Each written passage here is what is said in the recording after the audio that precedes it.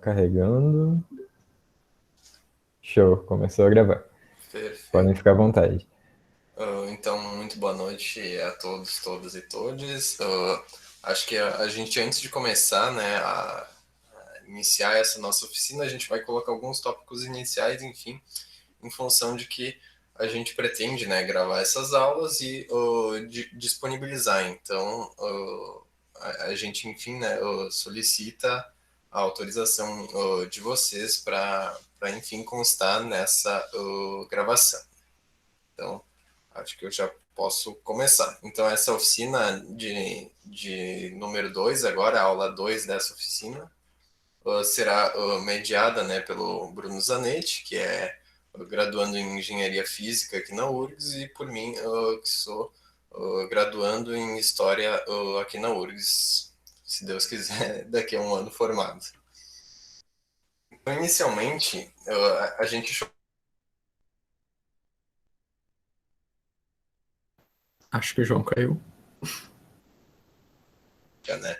Então, inicialmente a gente começa, né, colocando esse documento, que são os princípios de Sevilha, que foram, né, desenvolvidos, né, como sendo então os princípios internacionais da arqueologia virtual. Como o Vander e a Jéssica haviam trabalhado na primeira aula, a arqueologia digital, né, essa nossa proposta, ela une tanto a arqueologia virtual de um lado, quanto a cyberarqueologia. Então, a gente acredita que seja bem importante colocar, né, essas definições aqui, definições importantes, esses princípios de Sevilha, enfim, né, foram desenvolvidos pela Sociedade Espanhola de Arqueologia Virtual e por um fórum, né, internacional de arqueologia virtual. Eles estavam preocupados e preocupadas em notar, né, algumas definições importantes, alguns princípios que definiriam a qualidade mesmo desses trabalhos de arqueologia virtual. Então, algumas das definições importantes que a gente quer colocar aqui é o que seria, né, a arqueologia virtual. Então, segundo os princípios internacionais de arqueologia virtual, a arqueologia virtual é uma disciplina científica que tem por objetivo a investigação e o desenvolvimento de formas de aplicação, né, da visualização assistida por computador, a gestão integral do patrimônio arqueológico. O que seria isso? Essas formas, né, que a gente, essas modelagens, essas visualizações na gestão do patrimônio arqueológico. Então, o que a gente propõe, né, também a fazer são essas reconstruções virtuais. O que elas seriam, né? Então, a reconstrução virtual ela compreende a tentativa de recuperação visual a partir de um modelo virtual em um momento determinado de uma construção ou objeto fabricado pelo ser humano. Enfim, a partir essa é uma parte muito importante, que é a partir das evidências físicas existentes sobre tal construção, né, ou objeto, as inferências comparativas cientificamente, né, razoáveis, enfim, tem toda uma questão de método, né, que é super importante de se falar. Então, alguns objetivos do documento, não listei todos, são gerar, né, critérios facilmente compreensíveis e aplicáveis por toda a comunidade de especialistas, né, ou independente da área, estabelecer diretrizes, né, encaminhadas a facilitar ao público um maior entendimento e melhor apreciação do trabalho, né, que desenvolve essa disciplina arqueológica, estabelecer princípios e critérios, outro ponto fundamental, né, que servem para medir os níveis de qualidade. Então, não é basicamente só fazer esses desenhos, essas modelagens, tem toda uma questão de método e qualidade de desenvolvimento, né? Promover também o uso responsável dessas novas tecnologias, contribuir, né, para melhorar os atuais processos de investigação, conservação, difusão e interpretação do patrimônio arqueológico e abrir novas portas à aplicação. Eu acho que logo agora, antes de iniciar a gravação, a gente comentou, né, sobre essa possibilidade de utilizar essa metodologia, essa disciplina em diferentes espaços. Então, é sobretudo nisso que a gente gostaria muito de trabalhar. Então, aqui, bem rapidamente, é importante mostrar que os princípios de Sevilha eles são colocados, né, de forma que cada um compõe um pilar central. Então, bem rapidamente, a gente colocou no Drive os princípios que constam em inglês, francês e espanhol. eles colocam aprofundadamente cada um deles. Então, seria interdisciplinaridade, finalidade, qualquer modelagem, qualquer desenvolvimento, né, de arqueologia virtual tem que ser feita por uma finalidade, não é simplesmente, vou fazer por fazer, né? Tem que ter uma finalidade, até porque, dependendo dessa finalidade, a gente percebe, né, esse fotorrealismo ou não, ou a gente quer algo mais artístico. Complementariedade, autenticidade, rigor, né, histórico, eficiência, então trabalhar da melhor forma possível, transparência científica e formação e avaliação, né? Então são pontos centrais, acho, teoricamente, que a gente gostaria de colocar. Então agora eu passo a palavra para o Bruno. A gente optou, né, por fazer essas aulas bem dialogadas, bem coesas e coerentes. Então, agora a gente vai partir para a texturização da colher de pedreiro que o Vander havia mostrado para vocês na primeira aula. Então, eu vou parar de compartilhar aqui rapidamente para vocês. Perfeito. E eu passo a palavra para o Bruno. Compartilhando aqui.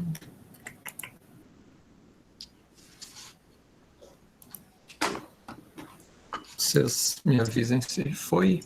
Aqui está ok. Beleza. Então, pessoal, a minha colher, ela tá um pouco diferente, provavelmente, do que vocês têm, porque eu modelei ela um pouco diferente, e isso também já mostra como pode ter essa variação, né, dentro do mundo da arqueologia virtual também. Pode ter uma interpretação diferente do objeto. Também que esse objeto que a gente está fazendo, ele não é um objeto que se pretende, isso é interessante que o João também estava falando, da finalidade, qual é o contexto que a gente está produzindo, e não é um objeto que a gente pretende ter um fotorrealismo, né, que esse é o termo correto, de quando um objeto se assemelha à realidade, né. E, então, uma das coisas quando a gente quer texturizar, que é dar cor, basicamente, falar como ele interage com a luz, que é uma parte essencial, que quando tu quer dar, passar uma ideia melhor do que é o teu objeto, a principal coisa que a gente tem que fazer é utilizar uma referência. Aqui eu vou colocar a referência dentro do Blender mesmo, só para... Antes a gente estava aqui, isso aqui é uma, como se fossem umas abazinhas. O Blender, ele funciona assim por janelas, né?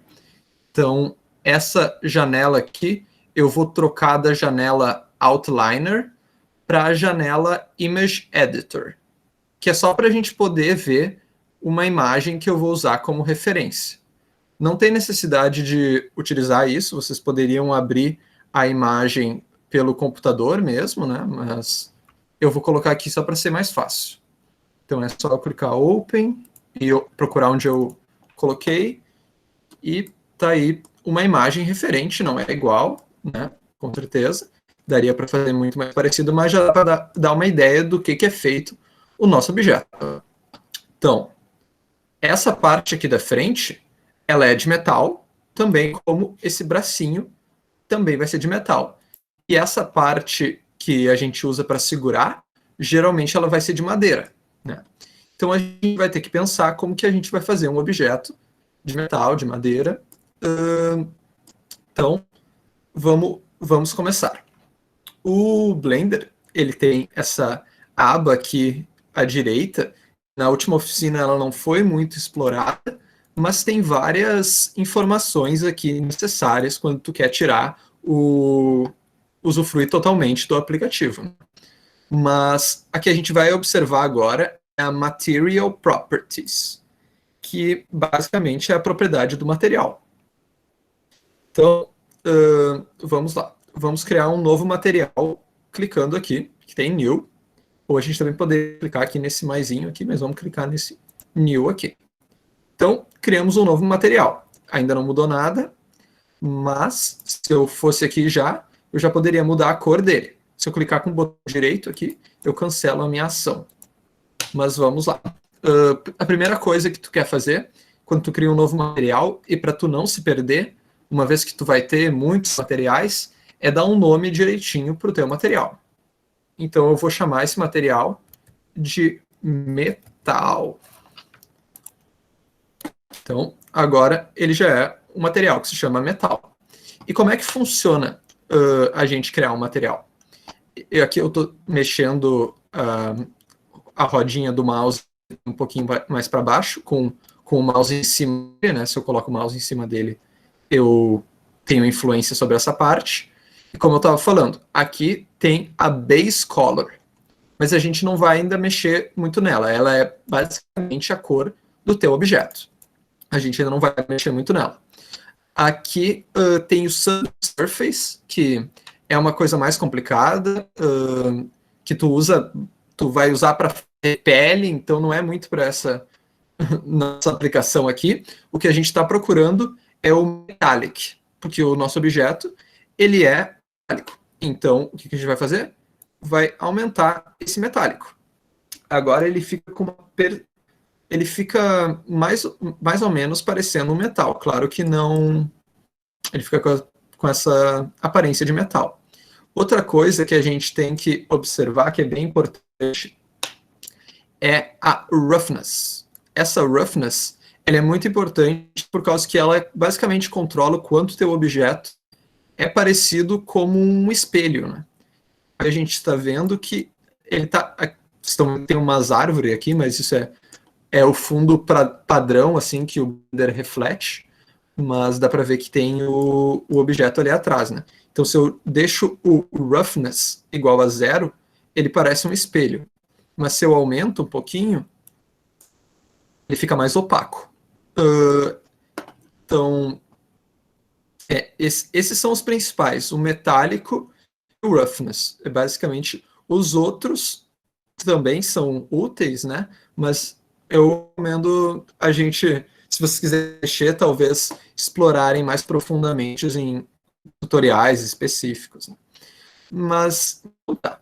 Criamos o nosso material com uma aparência bem metálico e um roughness, aqui eu coloquei 0.588, para mim parece que tá bom, assim, mas vamos diminuir um pouquinho o quão amarelo ele é, só um pouquinho. Ainda vamos deixar um pouco no branco, mas olha só, se eu diminuir bastante aqui, ele vira um objeto escuro. Então, eu falei amarelo, eu quis dizer branco. Eu sei que eu confundo essas duas cores, não sei porquê. Mas tá, a gente pode diminuir um pouquinho para ele ter mais essa aparência de metal, né, aqui um pouquinho mais cinza. Agora que a gente já criou esse objeto, a gente já criou esse material, a gente não precisa criar ele de novo para esse outro objeto aqui, que vai ser o mesmo material. Então a gente pode vir aqui no Browse Materials to be Linked. Você vê que é diferente, né? Antes tinha o metal, agora não tem mais. Quando eu cliquei num outro objeto, eu posso vir aqui e selecionar metal. Vocês podem ver que eu tenho uns outros materiais aqui, porque eu estava experimentando, né? Mas a gente pode selecionar metal. E aí ficamos com um metal igual ao metal que tinha na outra parte. Agora a gente quer fazer um material diferente. A gente quer fazer uma madeira. Então vamos criar um novo material. A primeira coisa que eu vou utilizar é a cor.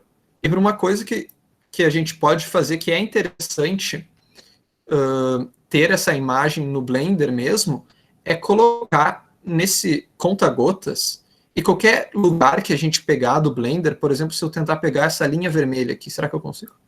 Não consigo. Mas, aqui, por exemplo, esse azul aqui. Qualquer coisa do Blender eu posso pegar esse conta-gotas e tirar a cor dele.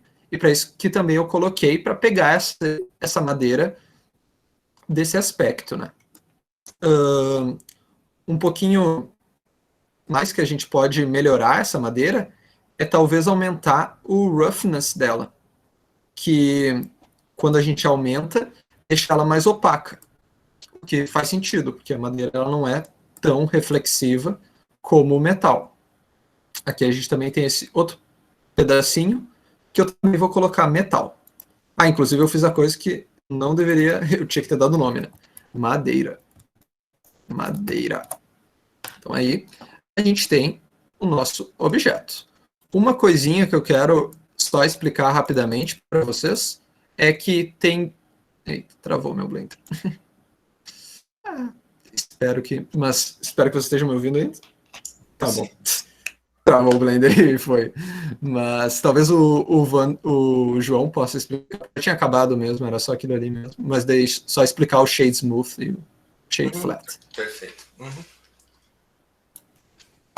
Uma coisa que tem também é que o Blender trava e às vezes ele cai tudo, então é importante salvar. É bem importante. Acho que importantíssimo dessa fala, acho, do Bruno é, primeiro, a organização. Isso eu peco, eu pessoalmente peco.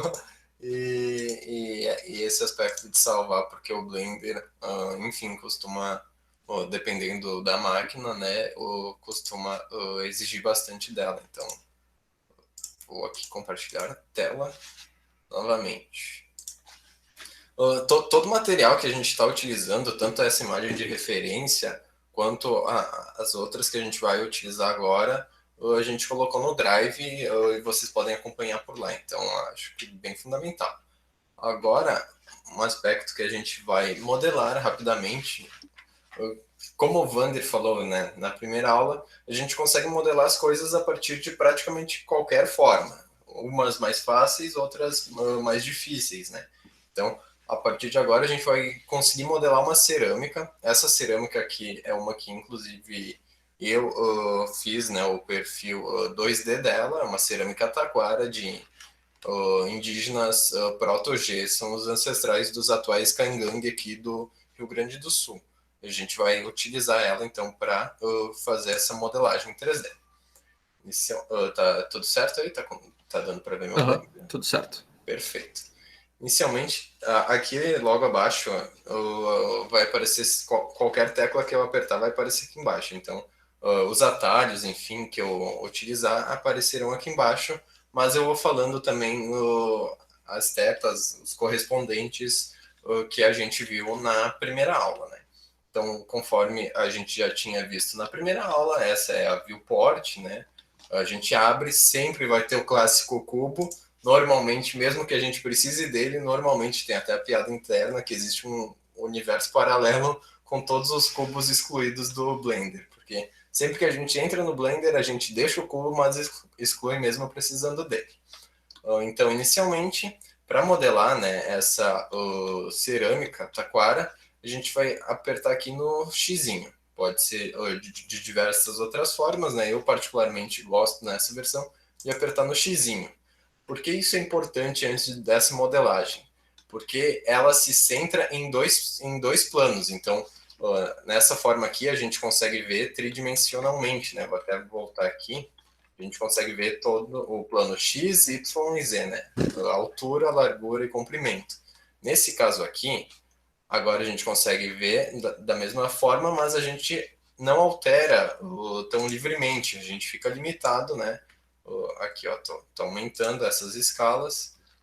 A gente fica mais limitado, né? E isso é bem importante nessa modelagem inicial. Então, eu vou excluir aqui o cubo, primeiramente. Agora eu vou adicionar uma imagem, que consta aqui. Tá travando um pouco ou tá indo rapidinho? Daí eu vou... Tá indo normal. Tá, perfeito, então. Eu vou utilizar ela como referência. Eu poderia usar ela como background de fundo, mas eu, particularmente, nesse caso, eu prefiro utilizá-la como referência. Então, aqui vou procurar a pasta, né, onde eu deixei salvo. Aqui, todo o material dessa oficina de hoje, né? Praticamente todo, não todo. E aqui consta a imagem que eu tinha deixado lá no PowerPoint. Aqui eu vou dar uma aumentadinha. Como vocês podem ver, ela está no plano, ó, tá bem retinha. Eu não posso modelar essa imagem de forma que ela fique assim, por exemplo. Porque aí já complica.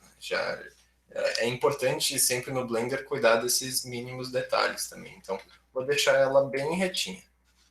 Agora, inicialmente também, eu vou colocar ela em transparente. Um segundo. Tá aqui, transparente. Daí eu consigo ver essas retinhas, que é o plano Y e Z, né? O plano X está diretamente indo na minha direção. Ó, se vocês conseguirem ver o plano X, ele está indo nessa direção, na minha e para dentro do computador, né? Como vocês podem ver também, aqui aproximando, ó, eu estou usando as teclas Shift, né, para mexer assim, e a tecla da bolinha do mouse. Para aproximar, eu só empurro a bolinha do mouse, né, para frente e para distanciar para trás. Então, inicialmente, eu empurro a bolinha do mouse para frente, o scroll, né, do mouse.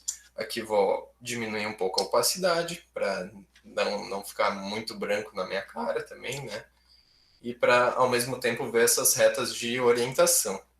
Como vocês podem ver, não está bem no meio. Isso é bem importante que esteja, né? Então, a gente vai selecionar com o botão esquerdo essa imagem de referência, apertar o G, né? Ou a gente pode utilizar esse Move, ó, que a gente tinha visto na primeira aula. O G, ele faz o Move, só que é o atalho, né? Particularmente, eu vou apertar o G, né? E apertar também o Y, porque daí ele vai se concentrar apenas no plano Y. Ó, eu não consigo mexer ele para cima, tá vendo? Mesmo que eu tente. Assim, ele vai só mexer no plano Y. Aqui, acredito eu que esteja bem no meio, como vocês podem ver. Acho que eu não preciso diminuir um pouco mais a opacidade. Acho que está bem bom, né, na minha visão. Agora a gente clica do lado de fora da imagem da viewport. Agora, a parte engraçada é que a gente vai adicionar o quê? O cubo. O cubo que a gente excluiu. A gente bota em Edge, Mesh, né, que é a malha, e Cube. Pode ser qualquer outra forma, mas normalmente a gente inicia sempre com o cubo. Aqui está o cubo, né, como vocês podem ver. É tridimensional, já é uma imagem pronta, já é um objeto pronto, né? Mas a gente precisa editar esse cubo para fazer ele virar a cerâmica, né, do lado de trás. Então, inicialmente, a gente coloca aqui em modo de edição, né, Edit Mode. Clicando assim, dessa forma, a gente consegue editar os pontos, as arestas e as faces do cubo, né? Ó, aqui é bem importante também estar nessa opção de pontos. Aqui são as arestas, ó, selecionando a gente seleciona as arestas e assim a gente seleciona as faces. É importante estar nessa função aqui, nesse caso, que é o ponto, né? Colocando aqui no xizinho para voltar na face normal. Agora também é importante, antes de mais nada, clicar nesse Wireframe aqui, Viewport Shading Wireframe. O que isso nos mostra, como a gente viu na primeira aula, torna, né, todo ele essa malha, essa gaiola, e agora a gente selecionando esse ponto, a gente está selecionando os dois, né? Olha, como se eu não selecionasse aquela opção, eu só estaria selecionando o ponto da frente, né? Então, a gente selecionando agora todos os pontos, a gente vai clicar com o botão direito e apertar aqui em Merge Vertices at Center. O que essa opção ela faz? Ela pega todos os pontos do cubo e ela junta em um pequeníssimo ponto aqui no meio, né? Ó, tá vendo? É um único ponto. Juntou todos os pontos em um único ponto. Agora a gente só tem um pontinho, né? Utilizando a tecla G, a gente movimenta, ó. Agora a gente vai puxar, né, ó, shiftzinho e apertando o scroll do mouse, e a gente vai colocar esse ponto lá em cima. O que a gente pretende com isso? Desenhar, né, o contorno dela. Então, aqui a gente tem o ponto, agora a gente vai apertar a tecla E. O que essa tecla E faz? O extrude, né, que é adicionar um novo ponto nesse caso. Então, aqui temos o E, e apertamos também a tecla G. A gente pega o E e... desculpa, não aperta a tecla G, a gente só movimenta, né? Aperta a tecla E e vai puxando, ó. Tecla E, tecla E, tecla E. E vai apertando. Tecla E. Cada pontinho desse vai formar uma aresta, né? Ponto com ponto forma uma linha, nesse caso. Agora a gente vai empurrando, ó, sempre tecla E, como vocês podem ver aqui. E vai empurrando. E a gente vai fazendo o contorno. Até aqui. Eu particularmente gosto de deixar não encostar muito. Eu deixo assim porque depois a gente consegue juntar as duas partes, né? Então, novamente a gente vai aqui nesse ponto, ó, que não está selecionado. Esse aqui eu pretendo juntar um pouquinho para baixo, a gente seleciona, ó, e puxa o G. A gente vai, ó, o G ele faz assim. Seleciona, puxa o Gzinho, ok. O G ele movimenta e o E ele cria um novo ponto nesse caso, né? Então, apertando novamente o E, a gente vai dar prosseguimento à nossa modelagem. Aqui eu não vou fazer muito preciso, né? Porque é mais um exercício. Mas é sempre aquela questão que a gente mencionou da finalidade, né? Que é a questão central. Nesse caso, é uma questão didática, enfim, a gente não precisa fazer tão precisamente, tão cuidadosamente, né? Porque a finalidade nossa não é ser tão preciso assim nesse caso, né? Então a gente vai puxando sempre ali com a tecla E. Ok, criado esses pontos, vou até tirar aqui temporariamente a referência, a gente criou uma nuvem de pontos, né? Vários pontos, mas a gente ainda não tem um plano, porque é basicamente montes de pontos. A gente seleciona, vamos botar aqui no xizinho de volta, botar aqui. A gente vai selecionar todos os pontos, ó. Todos os pontos que a gente criou foram selecionados. A gente vai aqui na opção Modify, que são os modificadores, que é essa chave inglesa, se eu não me engano, e a gente clica, certo? Agora a gente vai adicionar um modificador para fazer esses pontos girarem em 360, né, para gerar essa figura tridimensional. Então aqui são uma série de modificadores, são muitos, alguns deles são complexos, mas nesse caso a gente só precisa de pelo menos mas dois nesse caso, que é o screw, que ele faz o formato de parafuso, né, por exemplo. Então a gente vai clicar nele, vou até deixar na outra opção, vou até dar um controle, opa, aqui vou tirar. Vou botar na outra opção para vocês verem bem direitinho.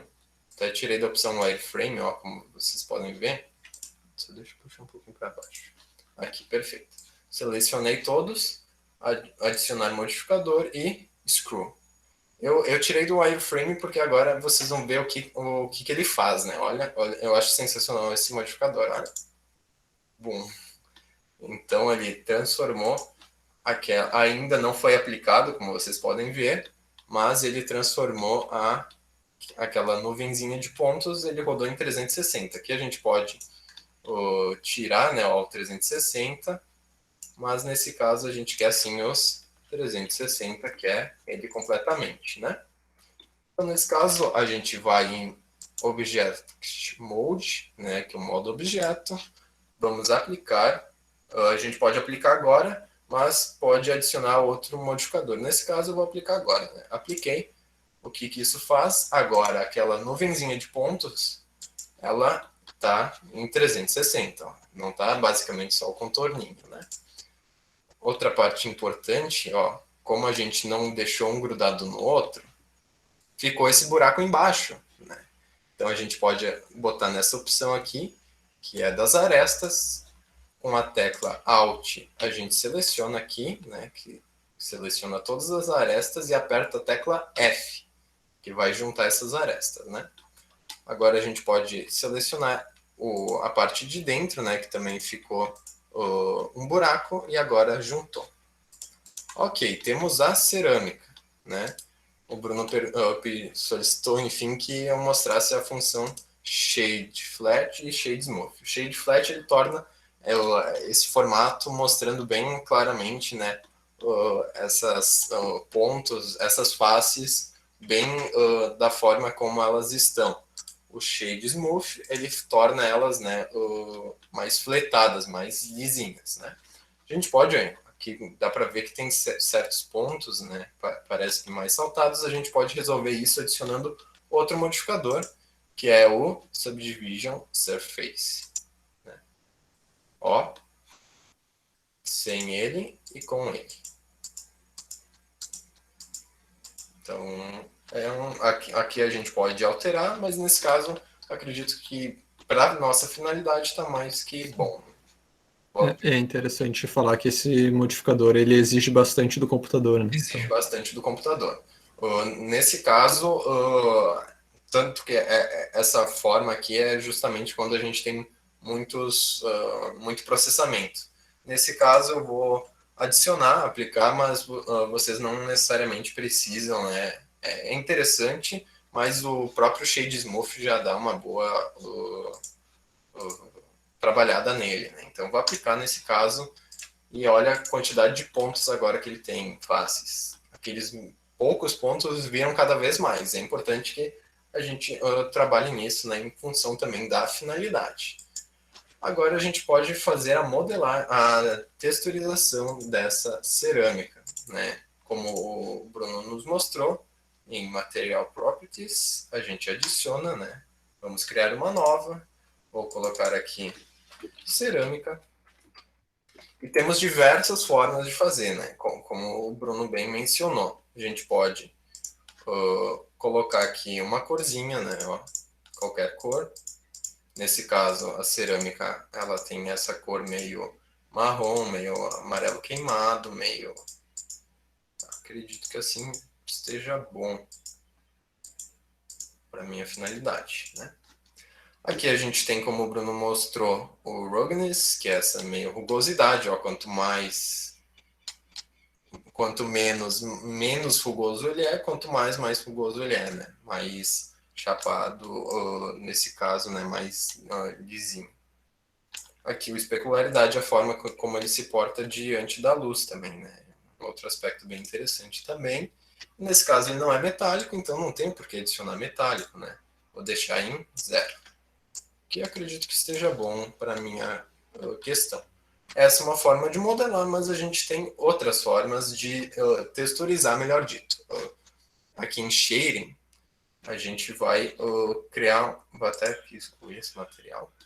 Em Shading, a gente vai fazer uma outra forma, são múltiplas formas, né, de texturizar. Vou aqui em Shading, ó, aqui está nosso layout, e aqui embaixo são os nodes, né, que a gente vai mostrar. Aqui, clicando em New, ele vai criar um novo material, exatamente como estava aqui no ladinho direito. Né? Aqui a gente consegue adicionar, então, essa cerâmica que a gente fez, a gente pode adicionar partes da foto dela, era um fragmentinho bem pequenininho, mas nesse caso eu utilizei o Photoshop, né, para criar uma série de sequências, né, dessa cerâmica, dessa textura, melhor dito. Aqui, clicando em adicionar texture, image texture, a gente vai adicionar esse quadradinho, né? Um antigo professor nosso até brincava que é que nem uma televisão antiga, né? Que tem aqueles três cores de cabos que um se conecta no outro. Então, o branco é com o branco, o amarelo com o amarelo, o vermelho é com o vermelho. Nesse caso, o color vai no base color, que é amarelo, né? Mas a gente não adicionou a textura da imagem, né? A imagem texture, e a gente vai clicar aqui em Open e vai abrir ela, que está aqui, ó, textura orgânica. Agora temos uma sequência daquela figura, né? Ó. Não é nada muito complexo, como é possível ver, né? Que a gente pode mostrar também, regular a especularidade agora, né? E agora temos uma cerâmica. Olha como fica parecido mesmo com a cerâmica.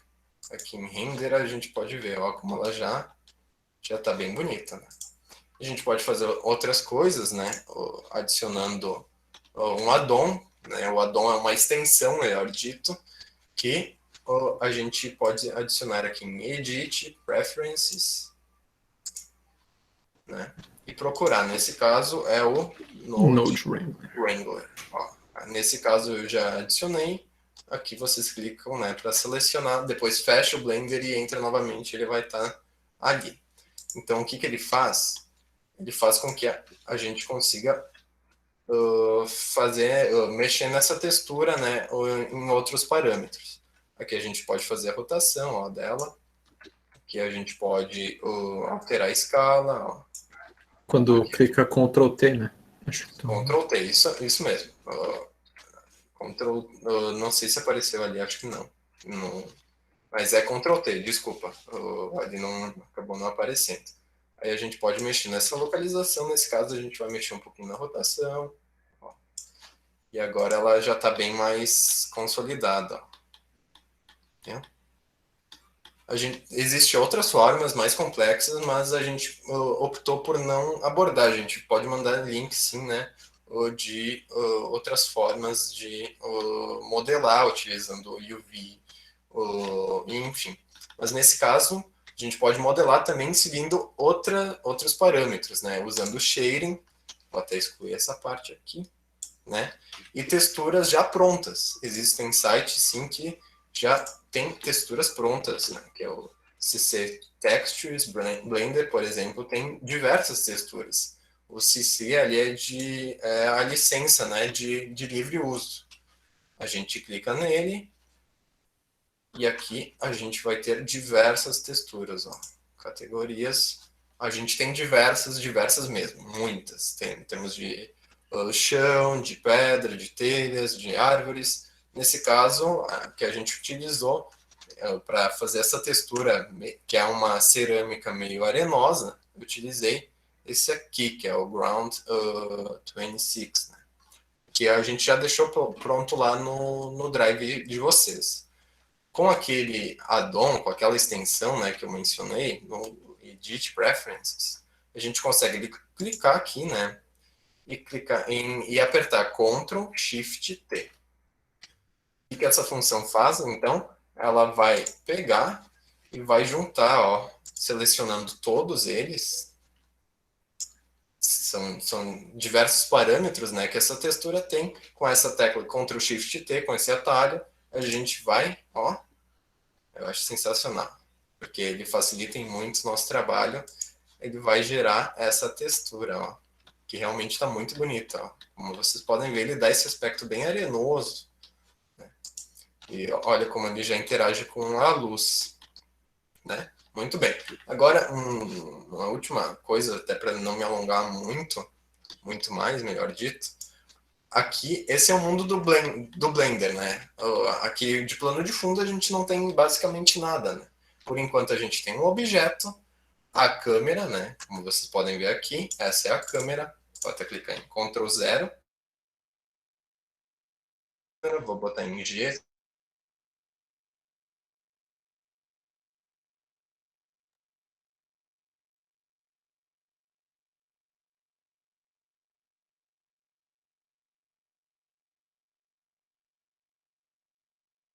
Oi?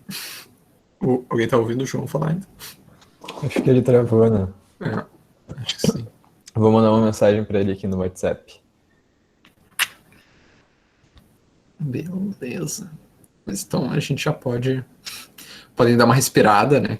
Pode ser bastante coisa.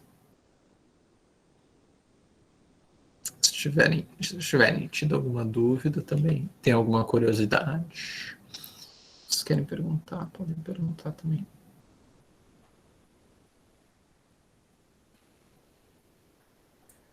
O interessante desse método de aplicar textura que o João está mostrando para a gente, que é o Ctrl Shift T, né, é que ele permite mais aparência de um objeto real, porque ele permite, quando a gente pega esse pacote de textura lá daquele site pronto, por exemplo, ele vem não só com a cor, né, ele já vem com o metallic ajustado, já vem com o roughness ajustado, que é tipo, por exemplo, ali ele pegou essa textura que é o de chão arenoso, né? Aí já vem com um metálico que é mais parecido com o chão arenoso. No caso, o chão arenoso não é muito metálico e eles ajustaram na imagem e colocaram nesse pacote, né? A mesma coisa com o roughness, que o chão arenoso vai ter um roughness específico, e aí aquele pacote vai ajudar a gente a não ter que, sei lá, tá pesquisando o quanto que deve ter para ficar mais parecido com o real, ou tá a gente mesmo ali mexendo nas configurações da imagem, né? Vai facilitar bastante a nossa vida mesmo, assim como o João estava falando. Sim, Jéssica, era inclusive exatamente isso que o João ele ia mostrar, né? Aí, o João voltou. Não, tranquilo. Acredito que minha conexão tinha caído. Vocês estão me ouvindo bem? Aham, estamos. Tá. Desculpa mesmo, minha conexão caiu, tive que iniciar rapidamente. Onde é que eu parei? Desculpa. Tu ia mostrar o Environment Texture. Perfeito, perfeito. Então, mil desculpas aí, pessoal. Vocês sabem, vocês que têm esse AD, esse ensino remoto emergencial, sabem bem como funciona. Mas, enfim, mostrando esse mundo, né, já pronto, a gente tem esse site, né, que é o nossa, entrei ali em uma outra, HDR Heaven, e muitos outros que trazem texturas de ambiente prontas, né? Ó, a gente já tem aqui algumas, mas nesse caso eu já deixei uma pronta, até tá no Drive, para vocês baixarem. Né? Nesse caso, então, a gente vai em Shading, clica. Aqui é a textura do objeto. A gente precisa da textura do mundo. Então a gente clica aqui com o botão esquerdo e aperta em World. Ok. Temos aqui esses shadings. A gente adiciona, né, ó, uma textura e Environment Texture. Clicou, vai aparecer um quadradinho. Assim como a gente fez anteriormente, amarelo com amarelo. Certo? Ok. Mas a gente ainda não... Ó, aqui a gente tem o plano de fundo. A gente ainda não adicionou o mundo, né, ao redor. A gente só tem o Node conectado. Agora a gente vai em Open. E aqui agora temos o mundo ao redor. Olha, que legal. Aqui parece uma pracinha, né? Isso é bem bacana de prestar atenção também, sempre na hora de renderizar, que é outro processo que a gente vai fazer. Aqui eu vou diminuir um pouquinho a especularidade, ó, que parece que estava muito estourado. E assim eu acho que está razoavelmente bom. Ok. E aqui em Shading, novamente, a gente consegue rodar, né, o mundo. Clicando em Ctrl Shift T novamente. Opa, Ctrl T, desculpa. Ctrl T de textura, né? T. A gente consegue rotacionar esse mundo, olha. Vamos dizer. Nesse caso, a gente vai mostrar, né? Aqui temos a câmera, ó, como é que ele fica. A gente pode diminuir um pouco. Normalmente o pessoal não usa 1.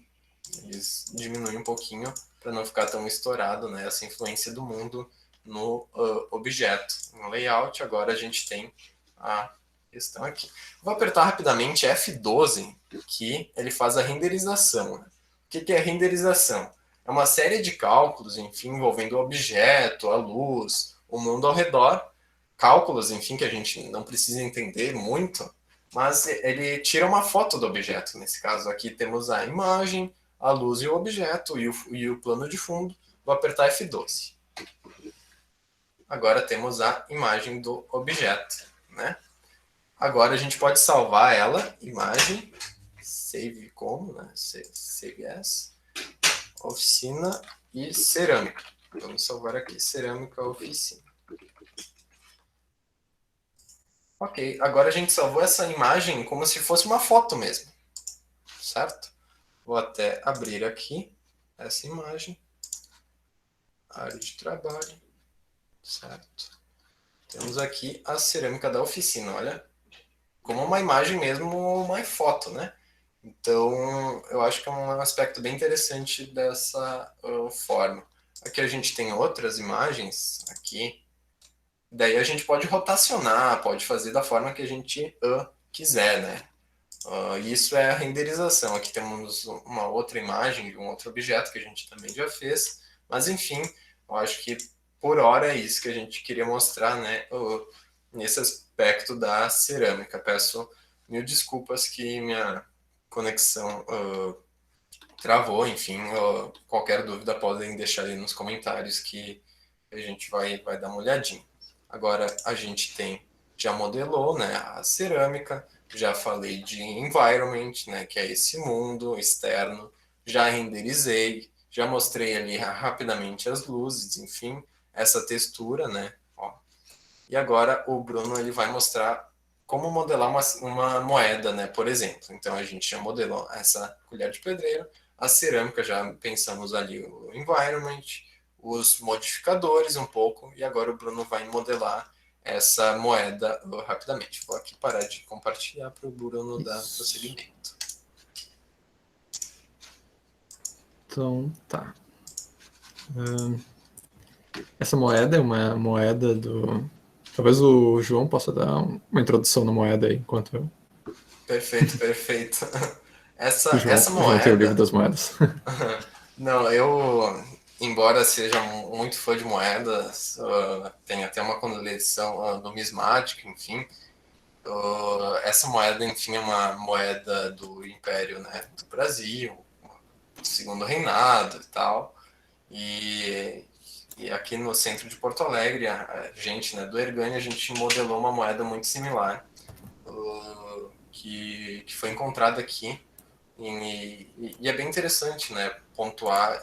A gente modelou em outra metodologia, um pouquinho diferente, um pouquinho mais complexa, mas nesse caso, para nossa finalidade, que é o ensino, a forma que a gente vai ensinar, acho que vai ser bem bacana. Acho que uma forma bem fácil, assim, na medida, né, até da capacidade de processamento dos computadores, enfim.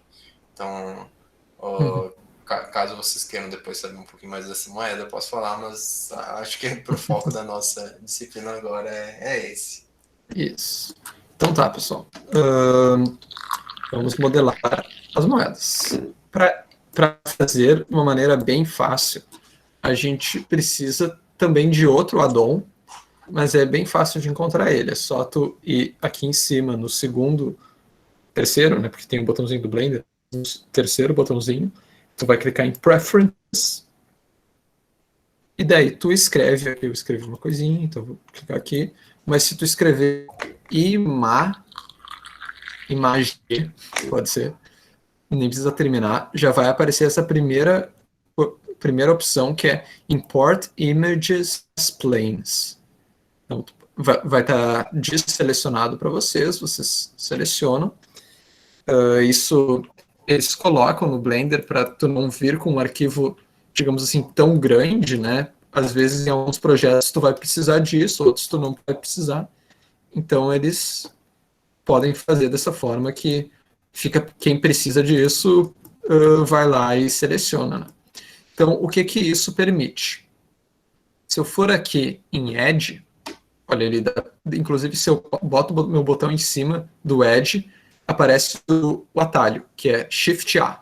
Vou usar o atalho, que é sempre bom usar o atalho quando tu está usando o Blender de verdade mesmo, assim, tu quer fazer as peças com agilidade, tu tem que tentar aprender os atalhos para ir com mais velocidade fazer as coisas, né?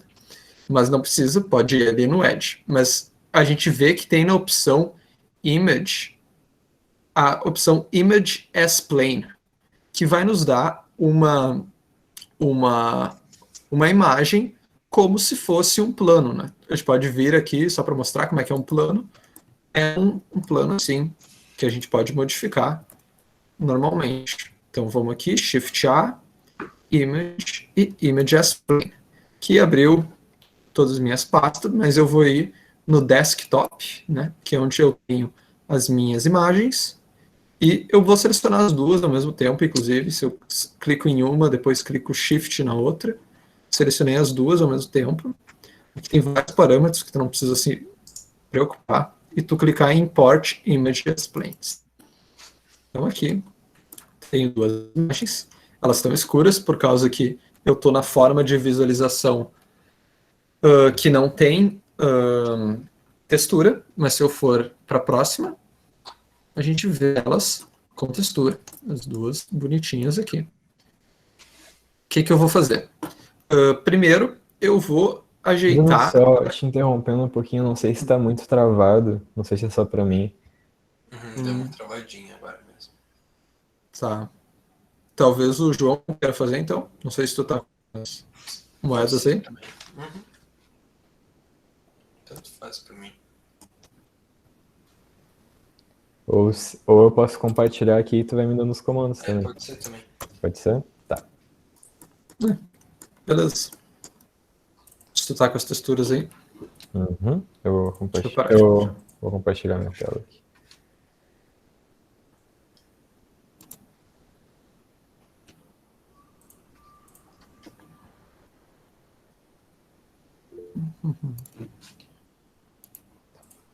Vamos. Tô aqui no drive da disciplina para baixar as nossas imagens que a gente vai usar de referência aqui, pessoal. Isso. Já é o processo que vocês teriam que fazer também, se Isso. quiserem modelar elas também. Só vou arrastar ela aqui para minha pasta para eu localizar ela melhor.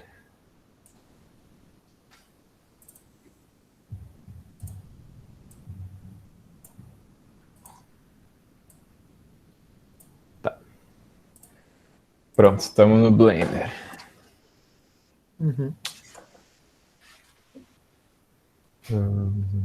Tu tem o Image as Plane, né? Acredito que sim. Tá.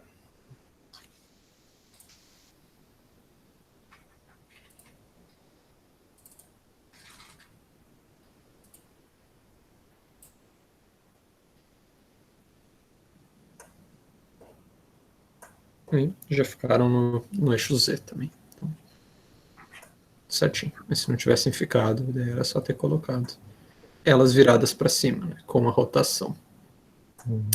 Então, se tu puder colocar uma bem em cima da outra, assim.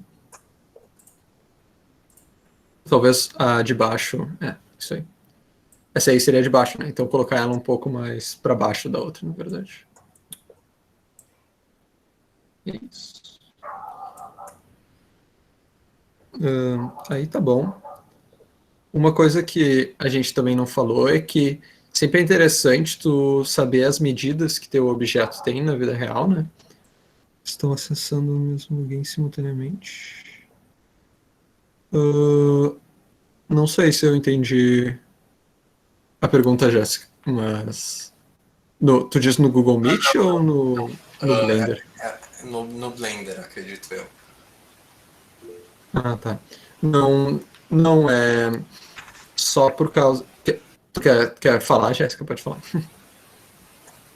Não, boa noite, gente, tudo bem? Boa noite. É porque deu a impressão que o Bruno começou a usar o programa, inseriu as moedas, parará, e aí o João, em seguida, continuou a usar o programa, sabe?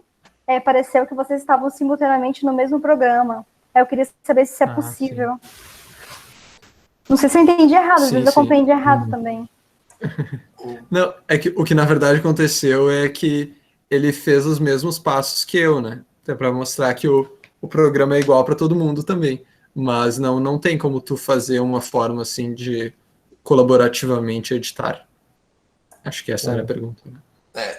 Até teria, só que daí é um add-on que é pago. Que, enfim, o pessoal que trabalha com desenvolvimento de jogos faz, né? Mas normalmente pelas ferramentas de graça, né, que a gente tem disponíveis, não é possível. Isso foi mais uma articulação assim dos três, engraçado até que a Jéssica acreditava que era eu que estava mexendo na tela, mas nesse caso é o Wander. Então, sou eu aqui. Essa conversa é bem legal de nós três, no mais. No caso, o que tu pode fazer, se quiser duas pessoas mexerem, por exemplo, é tu iniciar um projeto, salvar ele e mandar para a pessoa consegue continuar o que tu estava fazendo. Uhum.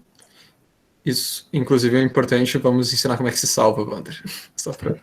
Vamos lá. Vai em File, lá no canto superior esquerdo.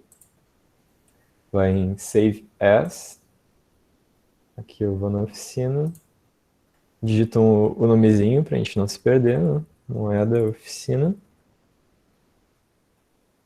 aí a gente salvou. E depois, quando a gente quiser, a gente vai aqui na nossa pasta e tá aqui o nosso arquivo do Blender pra gente continuar de onde a gente parou, né? É bom a gente sempre ir salvando enquanto a gente vai desenvolvendo o nosso projeto para não dar problema de caso fechado, nada.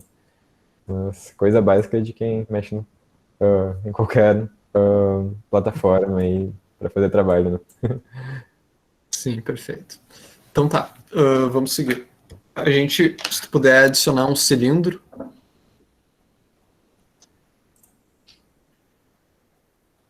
Aí, então, indo ali no Edge, né, adicionando o cilindro, a gente vê que o cilindro tapou tudo. Então, se tu puder ir lá no Visibility dele e transformar... não, é lá onde tu estava mesmo, no Object Properties, ali mesmo, naquele quadradinho. Não, aí não, porque daí tu apaga aquele quadradinho laranja. Isso, e daí tu desce e tem Viewport Display, na verdade. Isso. E daí em Textured... pode ser aí. Eu acho que pode ser aí. Não pode ser aí. Tem que ir no Texture e colocar o Wire. Perfeito. E daí se tu voltar na textura da coisa, a gente pode continuar vendo nossas moedas. Então, se tu puder deixar do tamanho que é a borda da moeda, ali, que é o tamanho da moeda mesmo.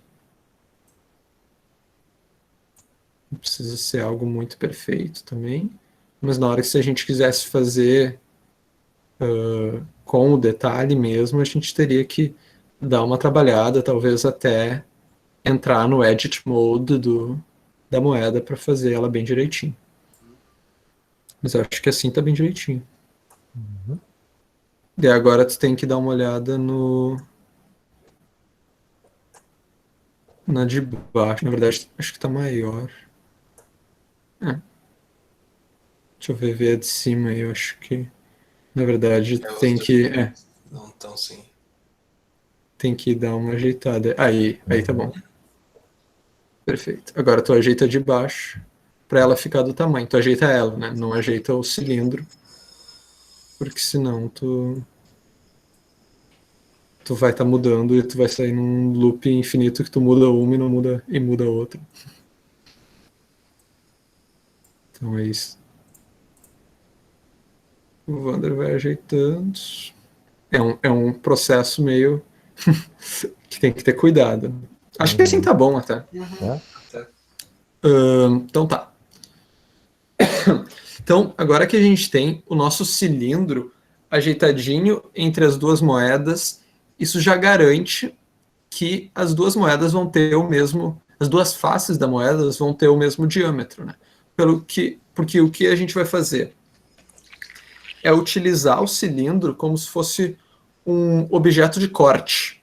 Então, para isso, a gente, se o Wander selecionar ali um plano, seleciona aí um plano da moeda, qualquer um deles, vai no Modifier, né, que é as chavezinha azul, e no Edge Modifier, e escolher o Boolean, que é o terceiro embaixo do Bevel e do Array. Isso aí. Perfeito. Agora, se tu usar o conta-gotas ali, selecionar o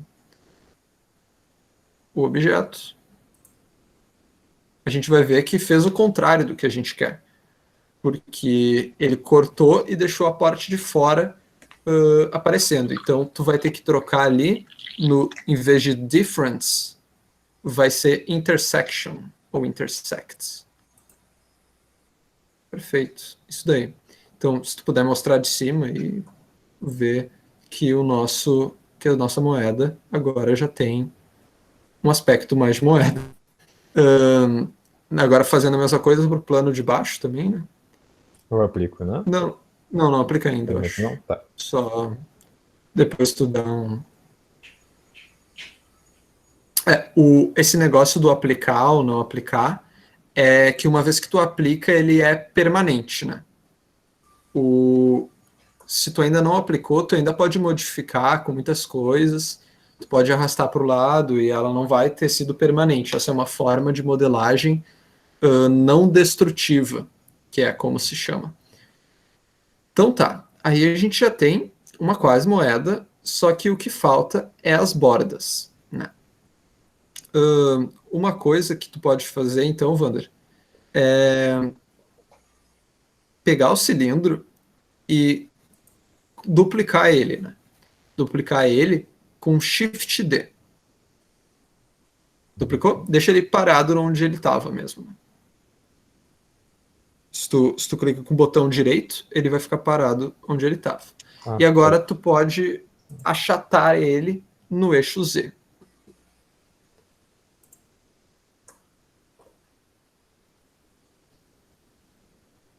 Isso. Aí. A gente pode ajeitar depois um pouquinho mais, mas esse daí tu tira do modo wireframe, porque daí a gente consegue ver melhor, né? Bota no textured. Isso. E daí a gente consegue ver bem direitinho o nosso... Eu acho que dá até para ocultar a grade do outro. Isso. Só para isso aí. Agora o povo consegue ver. Isso. Perfeito. Daí, já que é um pouco difícil de tu ajeitar, fazer a escala, porque toda vez que tu escalar vai crescer em cima e crescer embaixo. Então a forma mais fácil é entrar no Edit Mode desse cilindro do meio e selecionar, se tu clicar 3, né? Peraí, dá pra fazer assim também, mas selecionar a face de cima, eu acho que é a forma mais fácil, assim. Isso, só selecionar a face de cima. E daí, se tu clicar para arrastar para cima, tu pode ajeitar bem direitinho, um pouquinho antes da coisa desaparecer. Isso, aí, perfeito. Agora fazer a mesma coisa com a face de baixo.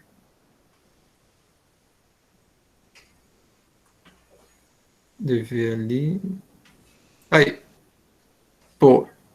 Então aí a gente já tem como se fosse uma bolachinha de moeda com essa parte interna.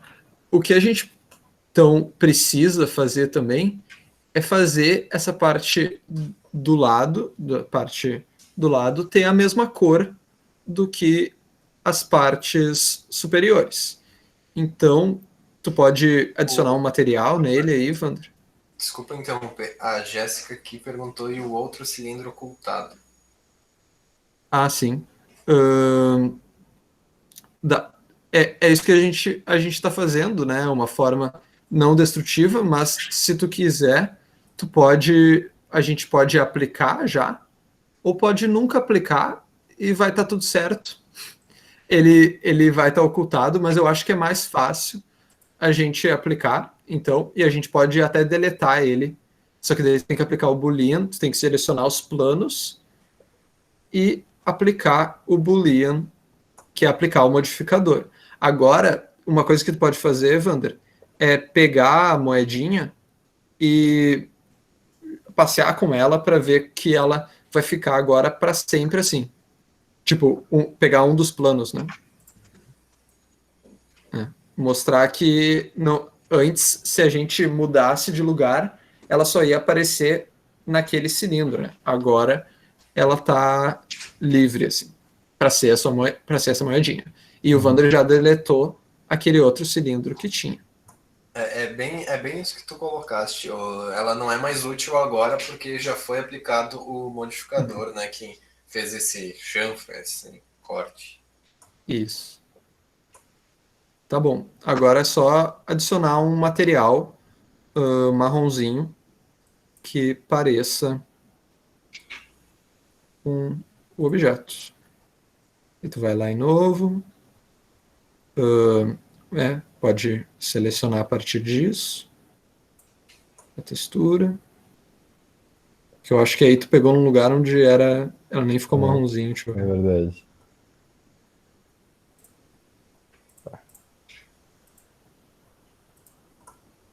Sim, isso aí. E também, daí tu pode dar shade smooth, né? botão direito, Shade Smooth. E vocês vão ver que ficou ruim, ficou feio. Isso é porque ele está tentando... Como que eu posso explicar? Vou explicar de uma maneira fácil. O que o Shade Smooth faz? Ele fala, se tem um ponto aqui e um ponto aqui, eu não vou fazer uma linha reta entre ele. Eu vou fazer uma linha que acompanha a linha que outros pontos tinham para fazer uma... Tem um termo matemático, mas acho que não precisa.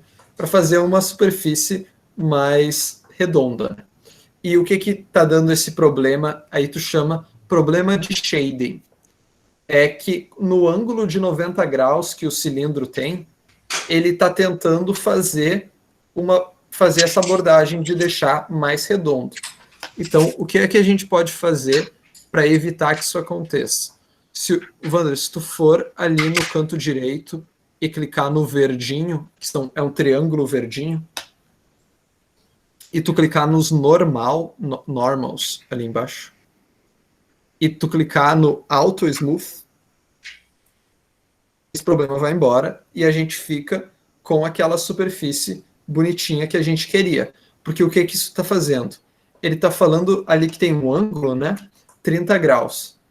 Esse ângulo de 30 graus é o ângulo que abaixo desse ângulo a superfície vai tentar arredondar, mas acima disso, como é aquele ângulo de 90 graus, ela não vai tentar. Então, uma longa explicação, né? Dá para ver que tem muita coisa no Blender, mas assim a gente já tem uma moedinha totalmente apresentável, né? Dá para ver. E uma coisa que daria ainda para fazer é editar as propriedades metálicas dessa moeda, né? Então, se tu clicar ali e for no material, eu acho que vai estar dando para tu...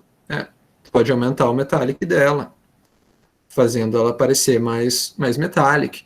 Uma coisa que dá para fazer, mas daí é bem mais complicado, é misturar a imagem que tu tem, aquela textura que o João apresentou, né? Que, por exemplo, tu pegar uma textura de cobre da internet e misturar com a imagem que tu tem e fazer, mas assim já dá uma apresentação bem legal a tua moeda, né? Outra coisa que tu poderia fazer mas daí realmente exige bastante atenção e preparar os arquivos bem preparados, é criar um mapa de relevo para tua moeda. Aí a gente está vendo que ela é plana, mas se tu fizer uma imagem que coloca o branco, por exemplo, ali na cara de Dom Pedro, por exemplo, fazer a barba dele um pouco mais branca e fazer o que tem ao redor dele em escuro e colocar através do mapa de relevo, tu já iria fazer a barba dele crescer e o que está em volta ficar no mesmo tamanho, né? Mas isso é um pouco mais complicado. Mas eu acho que era isso daí, a nossa moedinha.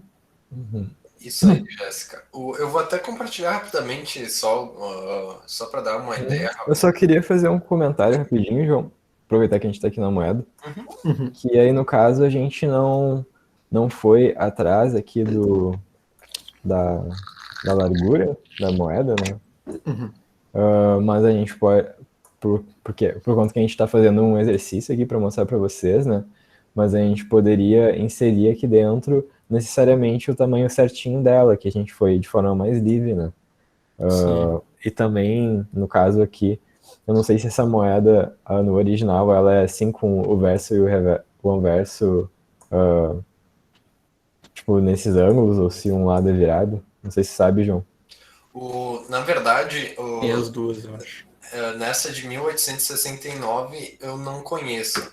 Cada ano, dependendo tanto de quem cunhou ali, essas letras iniciais logo abaixo do busto, elas são de quem desenhou, né, essas figuras, enfim, é literalmente uma assinatura do artista, do designer. Dependendo do ano, há esses versos inversos, inverso horizontal, inverso vertical. Então, são bem características. Então, para saber isso, a gente poderia consultar tanto sociedades de numismática, mas alguns catálogos também que constam, tal ano, 20 réis, 1869, tantas foram cunhadas, e se a forma como ela vira, né? Se é inverso horizontal, inverso, enfim. E isso também, no mundo da numismática, influi muito no valor também, que dependendo se ocorre um erro de cunhagem, ela fica mais cara, né? Por exemplo, mais valorizada no mercado. Obrigado, Isso aí. João, era isso mesmo. E só uma coisinha, então, para mostrar como que tu colocaria os valores reais. Se tu selecionar a do centro ali, Wander, e clicar N, e selecionar item lá em cima, provavelmente essa é a que sempre abre, né? Mas daí lá embaixo tu vai ver dimensões. A nossa dimensão que daí tu teria que olhar é a dimensão Z, né? Dá para ver que faz sentido que o x e y seja igual, porque é um círculo perfeito, então o x e y seria igual, mas essa dimensão é a altura do teu objeto. Então, se tu aumentar aí, Wander, ou diminuir, Opa. vai acontecer isso.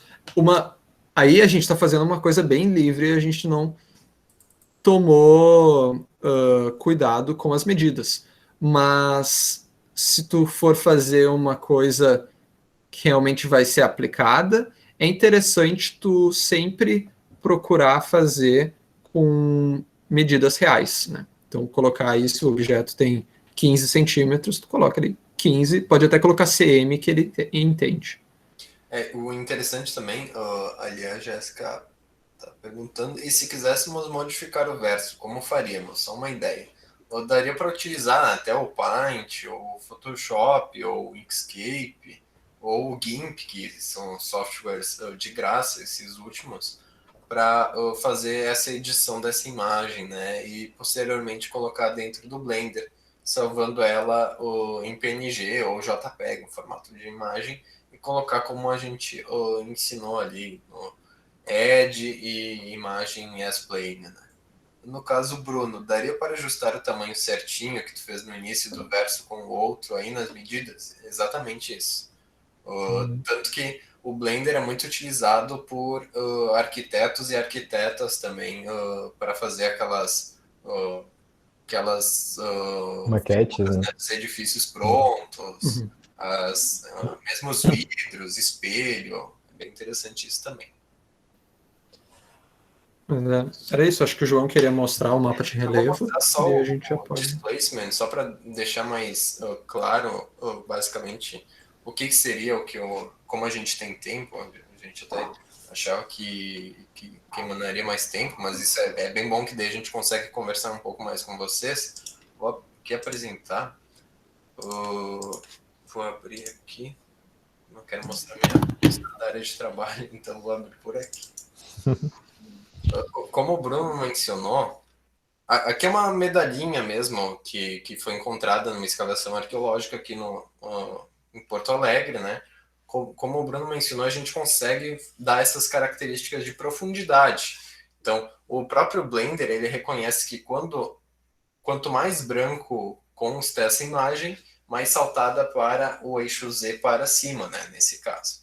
Então, mais de alto relevo ela fica.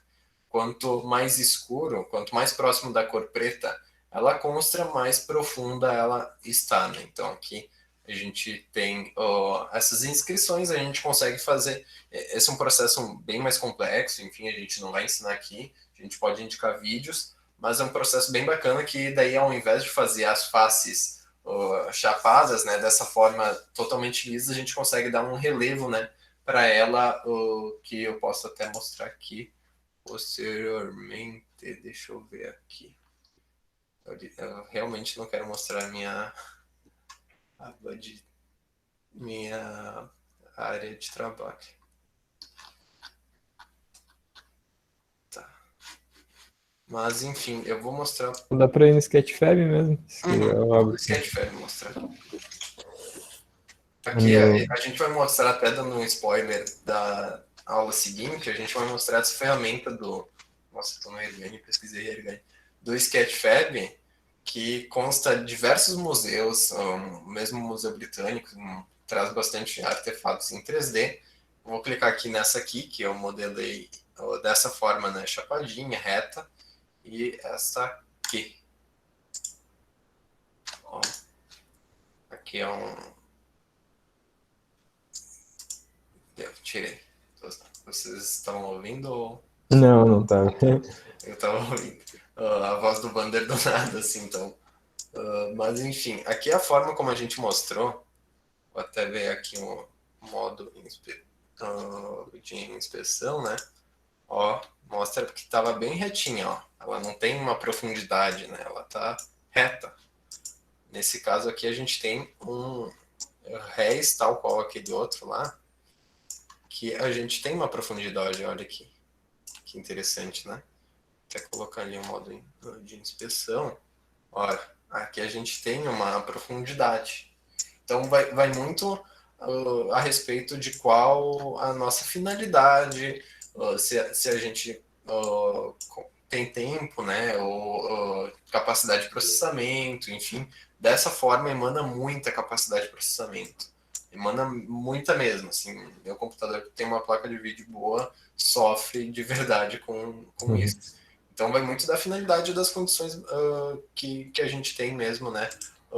Materiais do ponto de vista de processamento e mesmo de conhecimento, às vezes, de modelagem. Então, aqui a gente já compartilhou, acredito eu, o nosso Sketchfab, do nosso grupo, do Ergani, mas a gente pode botar ali também o Sketchfab para vocês verem, né, algumas possibilidades que a gente vai trabalhar na aula seguinte, algumas possibilidades educativas. E vou até mostrar aqui rapidamente também, acredito eu que... Deixa eu ver aqui... 3D do estágio, pode ser. Que é a outra possibilidade, né? A gente tem o objeto em 3D mesmo no próprio computador. Então, dependendo, né, a gente consegue mostrar essas outras possibilidades. A gente vai mostrar como salva esse formato na próxima aula. A gente tinha pensado em botar o Sketchfab nessa aula, mas a gente pensou que casa melhor com nossa proposta da aula, do cronograma da aula 3, né? E basicamente é isso. Então, a gente consegue aqui fazer animações bem simples, como, por exemplo, uma plataforma giratória, ó. Botar até aumentar a velocidade, ou pular e girar, enfim. E aí, Isso é no Windows 10, né, João? no Windows 10, é um programa interno do Windows 10. E aí a gente consegue ter essa liberdade, né, para fazer essas propostas, assim.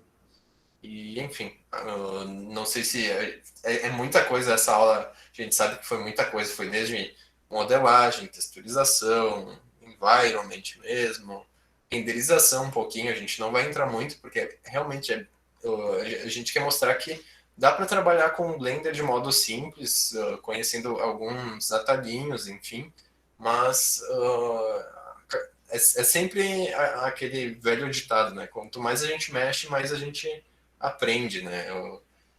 Nosso grupo, enfim, a gente não é especialista em Blender, tem gente que trabalha só com isso, seja na arquitetura, seja em desenho digital, trabalhando, enfim, para emissoras de TV, mas a nossa forma, a nossa oficina é focada muito, né, na arqueologia digital, Blender, a arqueologia digital na educação, então a gente quer mostrar essas possibilidades também, né?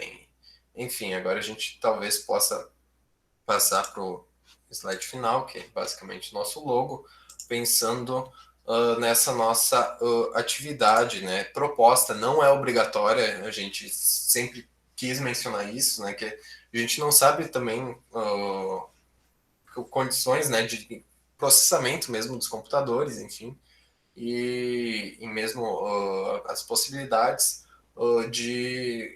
vocês não precisam fazer essas modelagens 3D, mandar para nós, a gente mais sugere, porque a gente quer ver se vocês estão gostando da oficina, se a gente pode utilizar essas mesmas formas nas próximas edições, né? Porque essa é a nossa primeira edição dessa oficina, né, de arqueologia digital na educação, com essas possibilidades. Então, a gente pensa muito, talvez, em utilizar como atividade proposta, pode nos mandar, a gente até pode enviar aqui no Meet, o nosso grupo no WhatsApp, enfim, não é obrigatório. Quem quer, entra e pode mandar ou prints, enfim, ou aquela renderização, pode assistir novamente essa aula, mostrando aquele F12 para renderizar, para salvar, e texturizar, se vocês queiram, né? Enfim, se vocês querem texturizar essa pazinha, que foi ensinada desde o início lá na primeira aula, como modela, agora o Bruno ensinou a texturizar. Vocês podem colocar a cor que vocês quiserem no cabo, enfim, tentando prestar atenção nessas nuances do metálico, do ruggedness, enfim. E vocês podem também, se vocês quiserem, modelar essa cerâmica, né? Ou da forma que vocês quiserem, da cor que vocês quiserem, pensando muito na finalidade. Se vocês quiserem, obviamente, não é obrigatório modelar. Nossa proposta é mais focada na aula 3, né? A proposta mesmo de atividade que a gente está desenvolvendo, né? Um site ligado ao laboratório, ao LIST, né? Que é o Laboratório de Ensino de História, enfim, da URGS, ligado à Faculdade de Educação, e a gente pensa em utilizar esses planejamentos, claro, com a autorização de vocês e dados os devidos créditos, o nome de vocês, enfim, de possibilidades de como trabalhar essas modelagens nas aulas. Então, a gente pode colocar ali o link do Ergani no Sketchfab. Vocês podem elaborar, sei lá, planos de ensino de como abordar esses objetos, né? Como utilizá-los em sala de aula, ou vocês modelarem alguma coisa que vocês gostaram, mesmo pode ser a pazinha, podem postar no Instagram, marcando o nosso Instagram, a gente vai repostar super feliz. E enfim, acho que a nossa oficina ela é muito mais aberta, pensando, né, em como desenvolver, enfim, essas atividades e aproveitar elas também na educação, que é um aspecto central, e não limitada, né, dizendo, não, façam, texturizem isso, nos mandem até tal data, porque vale nota, vale o certificado, enfim. Acho que o Vander quer falar também. Obrigado. Não, era mais seguindo o gancho do João mesmo, que o próximo encontro a gente planejou para ser o mais importante, na verdade, que é quando a gente vai começar a pensar com vocês quais são as possibilidades da gente usar esses modelos 3D na sala de aula, né? Até agora a gente pensou um pouco sobre o que é arqueologia digital, a gente fez algumas reflexões sobre o ensino de história, aprendeu bastante coisa sobre o Blender, né? E aí na próxima aula, então, a gente vai pensar o que faz agora que a gente criou esse modelo. Como é que a gente pode usar ele no ensino, né? Então vai ser bastante importante e principalmente para aqueles que não necessariamente querem aprender a modelar, a próxima aula vai ser bastante importante para aqueles que querem usar os modelos em 3D, aí que se acha no Sketchfab, por exemplo, dentro da sala de aula. Então, a gente está bem ansioso para a próxima aula e a gente quer que todo mundo compareça aí para ajudar a gente a criar exercícios para a educação. É isso aí. E aqui são vários modelos, a gente tem até uma garrafa de coca que a gente utilizou, né? Enfim, é importante prestar atenção um pouco, né, nessas licenças e tal, mas aqui a gente tem vários modelos que vocês podem utilizar, né? E não precisa também ser focado só no nosso Sketchfab, né? Pode ser também de outros museus, enfim, o British está fazendo um trabalho bem bacana. O Museu Britânico está fazendo coisas bem bacanas. Mesmo acredito eu que o Instituto Nacional de Antropologia e História do México está trazendo algumas coisas bem bacanas. Aqui está o Pacal, que é um rei maia de Palenque, enfim. A gente abre muitas possibilidades, assim. A gente quer muito que vocês aproveitem de alguma forma a nossa oficina. Acho que é esse o foco central. Não é saber quanto de modelagem em 3D vocês aprenderam, ou, enfim, aspectos quantitativos muito, mas pensar se vocês aproveitaram, enfim, o que serviu e o que não serviu para a gente repensar as possibilidades do novo curso, né, da nova oficina de Blender que a gente vai dar nos próximos meses. Acho que é isso. Isso aí, pessoal. Então, momento aberto para manifestações. Isso, quem tiver alguma dúvida sobre a aula de hoje, sobre a aula passada, quem assistiu posteriormente, ou sobre as próximas também, quiser compartilhar com a gente, pode ficar bastante à vontade. Podem traçar também feedbacks, enfim, se ficou confuso alguma coisa, acho que vai ser bem importante. Acho que é bem o que a Jéssica comentou. Vocês são um pouco cobaias e a gente também é as cobaias dessa oficina, então vai ser bem bacana. A gente está gravando ainda, se vocês quiserem depois conversar com a gente depois de gravar, né?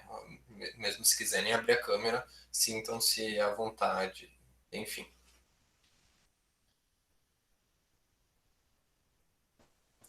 Ok.